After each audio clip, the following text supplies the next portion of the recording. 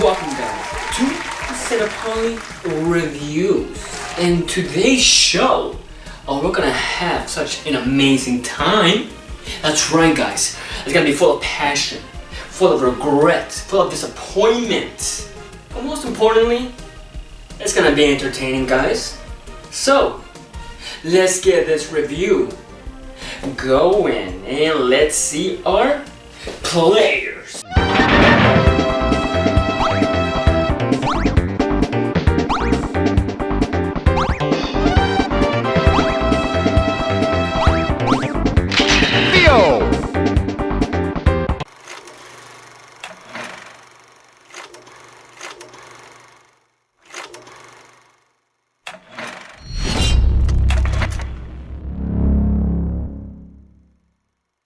The Running Man. It is an adaptation by Stephen King's novel, The Running Man, and yes, you may say it's a reboot of The Running Man back then, the original Running Man with Arnold, but it is not a remake, it is not a reboot, it is its own film. Now, yes, this is directed by none other than Edgar Wright. And if you don't know who Edgar Wright is, then I don't know where you have been, I don't know what kind of films you're into, but he has done such amazing films. He is very distinct about his filmmaking. He uses a lot of quick cuts, dramatic zooms, a lot of panning of the camera.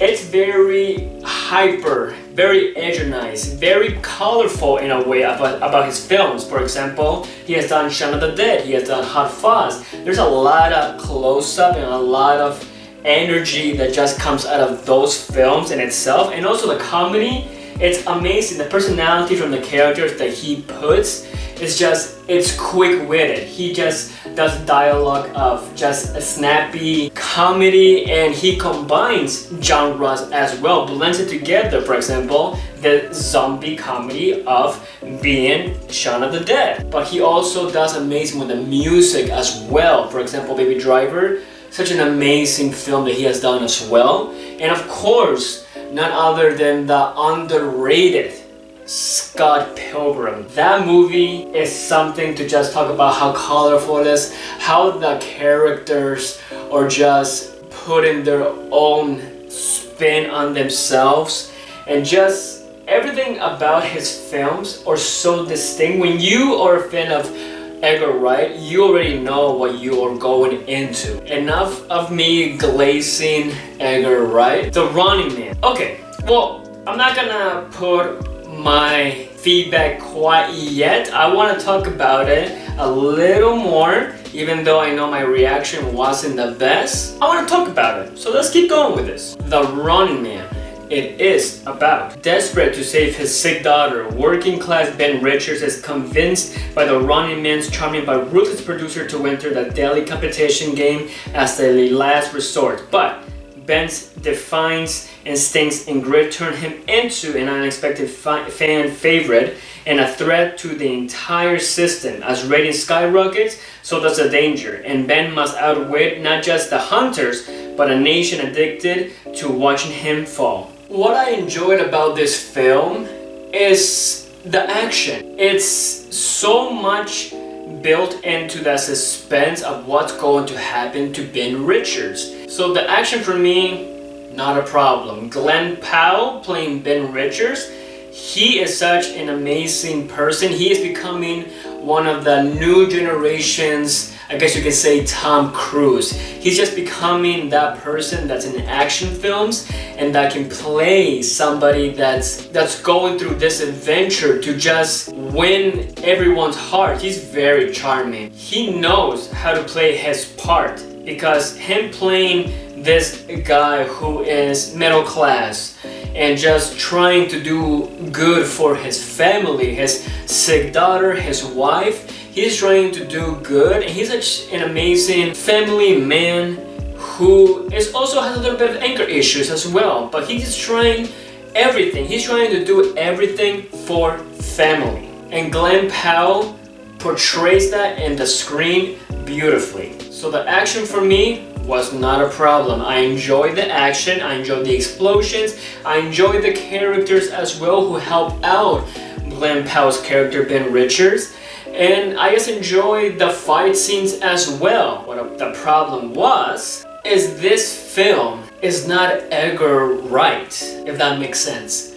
Edgar Wright, like I said in the beginning, he's very distinct about his filmmaking. I don't know, it could be the big company and big money trying to tell him what to do. It's just, it wasn't my favorite Edgar Wright film. In fact, it was my least favorite Edgar Wright film. It didn't have that personality, the fun character, the colorful scenes, the quick-witted dialogue. It didn't have that. There were some jokes that didn't really land, and there was some emotional scenes mixed with comedy that I was thinking to myself, should I laugh at this or should I be sorry about this person dying? I'm not too sure where I should be right now. Edgar Wright, my dude, I don't know what happened. Next time a big movie company tries to tell you, hey, here's money, try to do whatever, but I want to control some stuff, say no, do it your own way. Because this Running Man, it wasn't. And I'm not saying, oh, it was the worst movie, it sucked. No, it was entertaining, it was fun, I enjoyed Glenn Powell's performance, I enjoyed the action. I'm not saying that's the problem. What I'm saying is,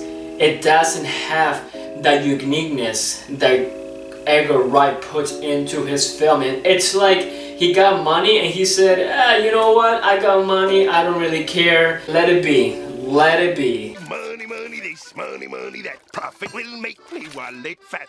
What? Profits down. I also was kind of disappointed that Josh Brolin and Colin Domingo weren't in the film as much. It was mostly a Glenn Powell film, which, like I said, he plays amazing when it comes to Ben Richards. But Colin Domingo, Josh Brolin, they do such an amazing job portraying what they have to do. Colin Domingo, he's the person, he's hyper, he's energetic, he's like the character that should be in Edgar Wright films. Josh Brolin, same thing, very colorful guy.